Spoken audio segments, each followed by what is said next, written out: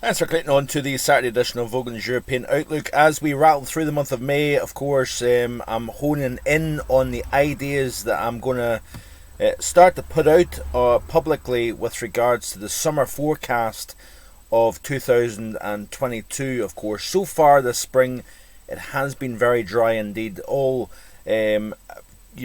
probably courtesy of the La Nina that we've got going that continues to go for a third straight year, and other factors such as Madden Julian oscillation, sea surface temperatures, both locally as well as globally. We've got all different factors playing into what is now a third straight month of abnormal rainfall across the British Isles. So this is the third and final month of spring, of course, and getting closer and closer to the first month of meteorological summer. I just got there in the end. But this is an interesting tweet by James Peacock. He has shared on Twitter the precipitation anomaly since the 1st of March through to the 3rd of May. And you can see here quite clearly that we are running below normal precipitation wise, and of course we know that, you know that already, that we've had a very dry spell indeed, and we are continuing to see that dry spell as we push towards the middle portion of May. And of course this has to be factored in to the overall idea for the first half of summer at the very least. And I say the first half because quite often we can get dry and warm, if not hot, during the latter half of May, into June, into even the first half of July, and then sometimes we can get this turnaround taking place to a very different second half to summer. So have to be cautious that I don't call for a seasonal pattern that is going to be dominant, rather than breaking it down, breaking the 3 months of summer down, because I think things do change, of course, as we go forward. But certainly the precipitation anomaly is significant, subpar, below normal across the UK and across a large swathe of Europe, as you can see here.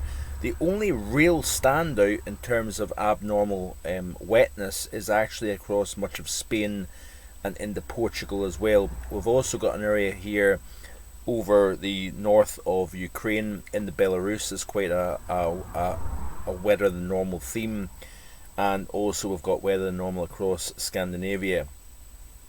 The ECMWF, as per James's tweet, suggests that we've got quite a dry summer overall. June, July and August looks like this according to the latest seasonal forecast of the ECMWF, and that really is a very dry outlook for a good 6 months when you factor in what we've had versus what we could have during the following 3 month period.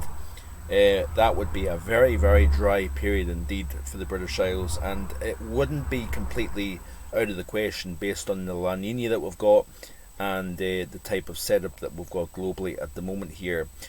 The ECMWF, however, I would be personally taken somewhat with a pinch of salt, because if you look at another tweet here by Julius, this is the overall temperature anomaly. So at the very bottom here, this is the temperature anomaly for the spring so far, and of course we're well into the third spring month, meteorologically speaking. But you notice here that we do have quite a chilly Iberia across central, southeastern and northeastern portions of Europe, warmer than normal across Scandinavia, close to average across much of the British Isles, slightly warmer than normal if you notice across the south east of the UK. But the ECMWF in fact had a very warm spring for the entire continent, and that is quite a bit different if you notice here. Sorry about that. Phone's going a little bit berserk, but that's quite a different outlook here overall. So while the ECMWF may be suggesting one thing, the reality could be somewhat different. That being said, however, this is the CFSV2 forecasted precipitation for the upcoming 7-day period. The only wetter than normal, as you can see here, northwest Ireland and western Scotland. England and Wales drier than normal across southeastern and eastern Scotland as well, drier than normal. Week 2, firmly below normal. High pressure remaining the dominant player, and I think we are going to see some very warm temperatures as well as we go through the next week to 10 days here, even into week 3. So this takes us out to the 21st through the 20th of May, still firmly drier than normal, and then we start to see something a little bit wetter towards the very end of the month overall. But it looks as if, certainly going by the ECMWF, the CFSV2, the dry theme, high pressure dominance, is going to remain through a good chunk of May. And like I've already said, I do think we're going to see surges of warmth, real summer warmth that is, pushing up into the British Isles as we go forward, and I'll look at that in the next couple of days, generally speaking. So certainly the dry theme maintains itself, and that has significance because we could be talking about warmer and continued dryness as we push into the first half of summer.